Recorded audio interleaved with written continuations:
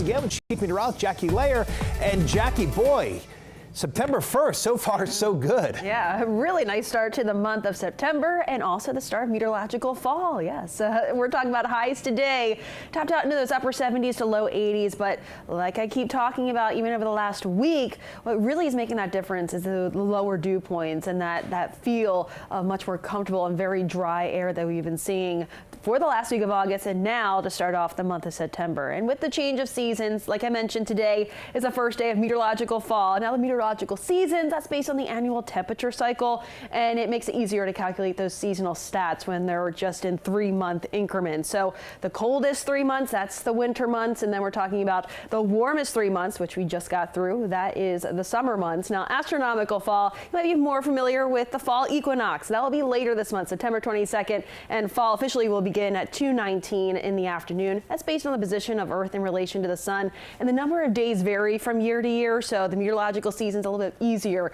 to calculate those seasonal stats when you have those 3-month increments like I had mentioned before. So that's just your lesson for the day today in terms of the meteorological seasons versus the astronomical seasons. Now August 2025, to recap that month, we were a little bit below normal in terms of the temperatures. We were about at least 3.5 degrees below normal. Precipitation though, well below normal for the month. We were the driest August on record for DC. We only had 0.2 inches of rainfall. Thankfully, we do have more rain in the forecast later this week. But in terms of temperatures, the hottest day was August 17th of 96 degrees. The coolest was actually the last day of August when we had that 58-degree low temperature in the morning on August 31st. Now sunrise and sunset times over the next 4 weeks. Today, sunset coming up later this hour at 7:37, so that's coming up pretty quickly. And by the end of the month, or towards the end of the month, I should say, 4 weeks from today, September 29th, we're talking about that sunset at 6:53. We lose about 70 minutes of daylight though over the next 4 weeks, so through the end of the month.